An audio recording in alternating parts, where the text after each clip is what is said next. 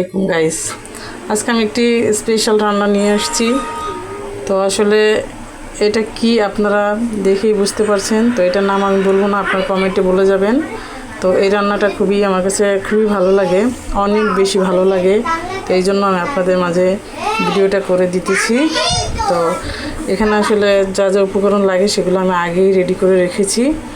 তো এখানে তো দেখতেই পাচ্ছেন কিছু পেঁয়াজ কুচি আছে, আর 3টা কাঁচামরিচ এবং ধনিয়া পাতা, আর কিছু চিংড়ি মাছ রাখা আছে। আর এটা দেখতে পাচ্ছেন, এটা হচ্ছে চিংড়ি মাছের মাথাগুলো, ওগুলো আমি ব্লেন্ড করে রেখেছি। এবং এখানে নিচে রাখা আছে আদা জিরা।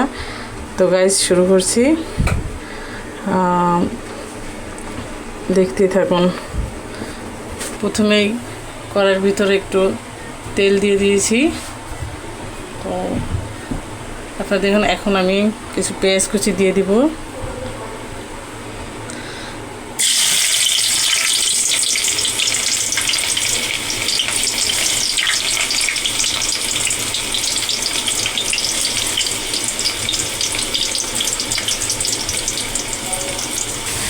রান্নাটা আসলে আমরা সবাই সবার মতো করেই করি। তো আসলে ঘরোয়াভাবে যেভাবে খাই সেটাই আমি করতেছি, যে আমরা প্রতিনিয়ত যেভাবে রান্না করি সেটাই করতেছি। তো আমি এভাবে একটু ভেজে নিব 1 মিনিটের মতো।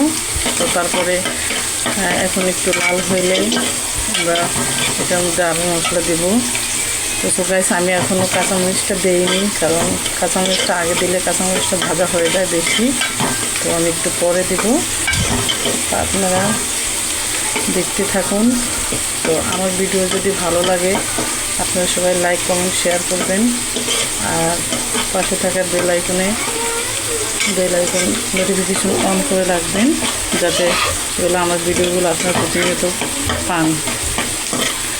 তো আমরা এখনই একটু আদা জিরে দিয়ে দিব, কারণ আমাদের এটা ভাজা হয়ে গেছে। আমি এটা দিয়ে দিচ্ছি।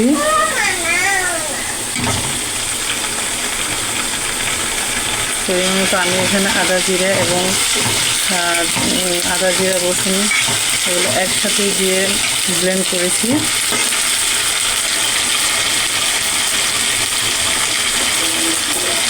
একসাথে দিয়ে দিয়েছি।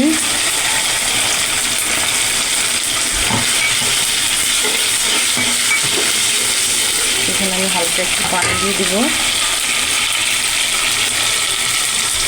যাতে এটা পুড়ে না যায়।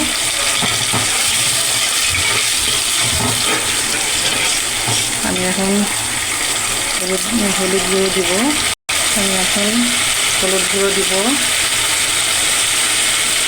কারণ পরিমাণ মতো দিতে হবে, বেশি দিলে আবার ভালো লাগবে না।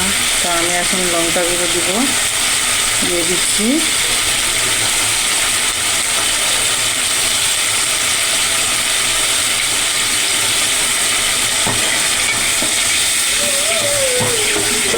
আমি এর সাথে এই কাঁচামরিচগুলো এখন দিয়ে দিব, কারণ এতে করে কালারটা সুন্দর আসবে এবং দেখতেও ভালো লাগবে।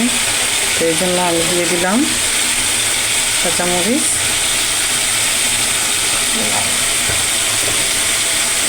পরিমাণ মতো লবণ দিয়ে দিব।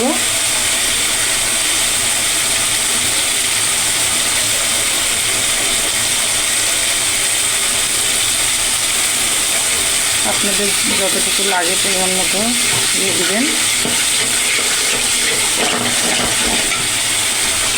ভালোভাবে 2 মিনিট কষিয়ে নেব, যাতে গন্ধটা না আসে, ফ্লেভারটা সুন্দর আসে। আমরা এভাবে কষিয়ে নিচ্ছি।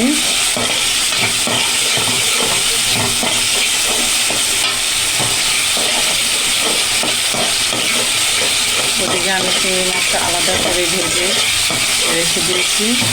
তো আমি সেটাকে আলাদা করে দিচ্ছি। অনেকে একই সাথে রান্না করে, তো আমি এভাবে দিব না। আমি জাস্ট একটু স্পেশালভাবে একটু আলাদা করে রান্না করবো। যদি আপনাদের এটা ভালো লাগে তাহলে আমাকে জানাবেন। আশা করি আপনারা আমার ভিডিও দেখে উপকৃত হবেন, এবং উপকৃত হলে আমাকে আরও বেশি এক্সট্রা করবেন, যাতে উৎসাহিত হয়ে আমি আরও ভিডিও দিতে আপনাদেরকে আনন্দ পাই। তো আপনারা আমার এই ভিডিওটা দেখতে থাকুন। তো আমি আসলে এখন দিয়ে দিব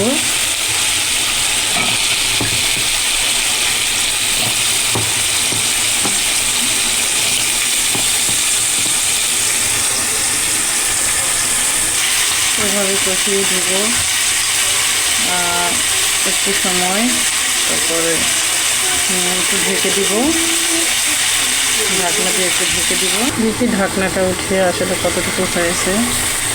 তো আপনারা দেখতে পাচ্ছেন যে আমার রান্নাটা এরকম হয়েছে। আমি একটু লেড়ে দিব। তো ছেড়ে দেওয়ার পরে আসলে অনেকেই এই রান্নাটার মধ্যে অনেকে পানি দেয়, আসলে আমি পানিটা দিব না, কারণ রান্নাটা পানি দিলে একটু অন্যরকম হয়ে যায়। আমি এখান থেকে যতটুকু ঝোল উঠবে আমি সেটুকু দিয়েই রান্না করব। তো আশা করি আপনারা দেখবেন এবং কেমন হয়েছে সেটা জানাবেন। তো ভাই বোনেরা, আসলে চিংড়ি মাছটা আমাদের মোটামুটি সবারই প্রিয়, ছোটো বাচ্চাদেরও। তো আমাদের ফ্যামিলিতে আমরা মোটামুটি সবাই পছন্দ করি। তো আমার ছোটো মেয়ে খুবই পছন্দ, অনেক বেশি পছন্দ করে। তো আজকের তরকারিটা রান্না করতেছি। তো কালারটা আসলে খুব ভালোই লাগতেছে। তো একটু পরেই দেখবেন। আমি আসলে চিংড়ি মাছটা আলাদা করে ভেজে আলাদা করে রেখেছি। তো এটা একটু পরে দিব। তো দিয়ে আমরা একটু পরে আর কি খাবো। তো আপনারা সবাই আমাদের জন্য দোয়া করবেন। তো কী বলবো, আসলে রান্নাটা সবাই সবার মতো করেই করে। তা আমি আমার মতোই করেছি। যদি আপনাদের ভালো লাগে ফলো দিয়ে রাখবেন, ফলো দিয়ে পাশেই থাকবেন।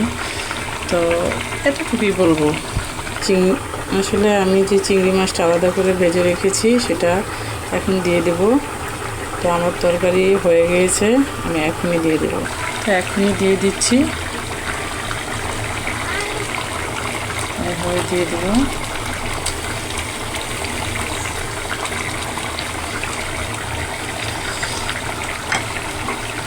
এতে করে তরকারিটা আজকে অনেক বেশি মজা হবে, অনেক বেশি টেস্ট হবে। তো এখনই দেখুন কালারটা অনেকই চেঞ্জ হয়ে গেল। তো আমি আসলে আজকে এই তরকারিটা যখনই রান্না করি এটা আমি একটু ঝোল রাখি, কারণ এই ঝোলটা খেতে আমার খুব পছন্দ এবং অনেক বেশি মজা লাগে আমার কাছে। তো কার কাছে কেমন লাগে সেটা কমেন্টে জানাবেন। আর এখন আমি লাস্ট হলো এখন ধনিয়া পাতাটা দিয়ে দিব। তো আমি ধনিয়া পাতাটা দিয়ে দিচ্ছি।